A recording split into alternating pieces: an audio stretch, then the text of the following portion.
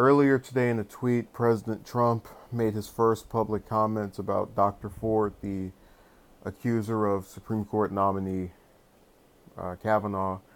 And he asked, if this was so bad or if these allegations had happened, why didn't she report it sooner?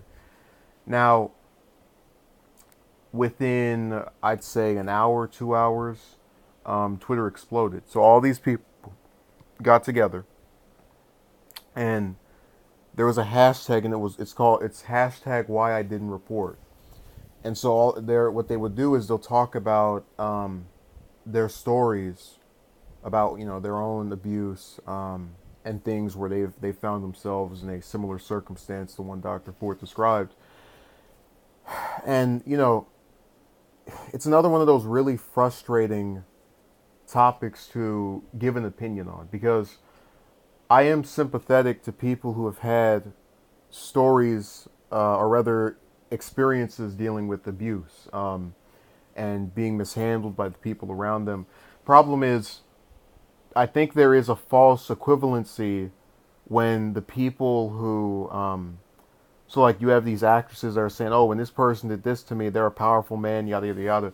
But they're not coming forward when this person is just now doing something. They don't have the whole reason people even doubt Dr. Ford is the fact that Kavanaugh was a prominent member of the Washington establishment, for lack thereof of a better term, for years, and she didn't say anything. And what people are trying, I guess what I'm trying to say is that I think a lot of the people who are saying that that they get where she's coming from don't want to recognize that most doubt is being cast on her because only now is this being revealed. And even if it wasn't, this month, she only came forward with it after Kavanaugh was nominated for the highest position he could possibly have as an American citizen. And what the other part that I find so troubling about this story is that it puts a lot of people, because on a since we're all telling stories here, I've been someone who's been accused of things that I did not do or did not plan on doing, and the only way it seemed to completely escape these claims and allegations was to just continuously live to where people realistically said, okay, that's not going to happen. And effectively, what I'm saying is that because of my own experiences with people hurling out claims and saying this thing and saying one thing, it's hard for me to back accusers without there being something circumstantial. And that's why it's so frustrating to see all these people posting about their own stories, because I don't doubt a majority of those happen. The problem is you have these people comparing themselves to someone that individuals such as myself are only skeptical of, due to the gap between when the incident is said to have occurred and the current day. This isn't some demonization of victims of abuse at all.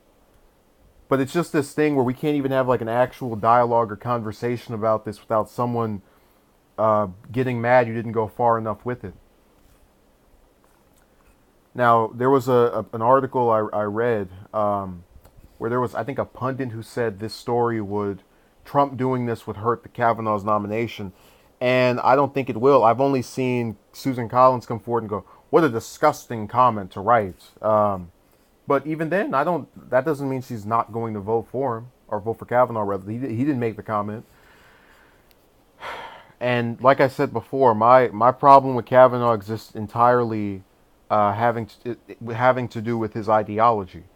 But I can't use that as the reason for why I just believe anything that's said about the man. If somebody says tomorrow, 30 years ago, Kavanaugh was involved in a drug operation, and they have no proof of this, I'm not going to buy that either.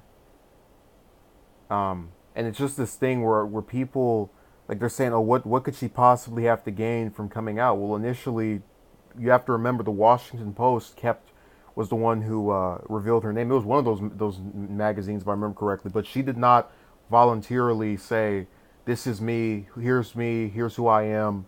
So it's this thing where I get their argument, but it still is not backed up by the actual sequence of events. And And ultimately, we're going to have to wait and see to what extent people are sick and tired of the current political saga to stop buying into. Just I get tired of the gender based movement. It's like when I go on Twitter and I see people talking about I stand with Dr. Ford. I'm just like, this is someone I think is smart. Not referring to her. Well, I don't have any reason to believe she's dumb or anything. But there are people who I respect the intelligence of, and the moment this story broke, they're like, "Oh yeah, I'm standing with her. She's definitely telling the truth." And it's just this thing where no one objectively. And look, I will admit I've seen it more with women, just to call it like it is. Um, and I do believe it goes back to gender issues that we have in the U.S., where people are sympathetic to a group of people that have more in common with them than whoever is in the hot seat during the trying period. So, for example, even if I can empathize with with Dr. Ford for having the experience of having to evacuate her house and run away from all these individuals making threats, I still cannot fully remove myself from Kavanaugh's point of view, which is, again, if he's innocent, here I am, just this person that's been in Washington for a couple of years, decade, whatever. I get the highest opportunity ever, and then somebody comes to try and mess it up by saying I did something before anybody I know now knows me.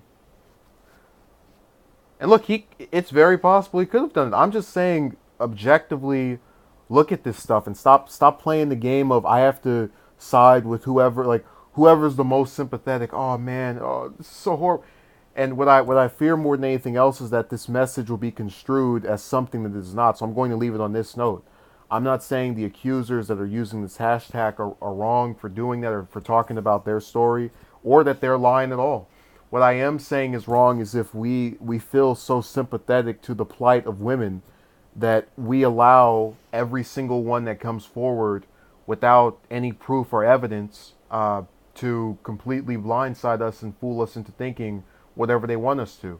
If you go back and look at the Harvey Weinstein incident, for example, there was a woman who 3 years ago recorded audio of him asking her to go back to his hotel room with her. That's proof. And obviously, that kind of equipment wasn't available 3 decades ago. But the bottom line of my point is that all of these people who are trying to empathize with her need to understand that everyone who claims this is not in the same predicament. No one is questioning them because there is no convenience to telling their story. Their person is not trying to get the job of a lifetime. And for that reason, I wish they would stop. They would drop this narrative. All those heartless men that can't understand the plight of women. So, I hope this is properly understood. This is not some attack on a whole group of people who've experienced this. It's just saying, look at it objectively.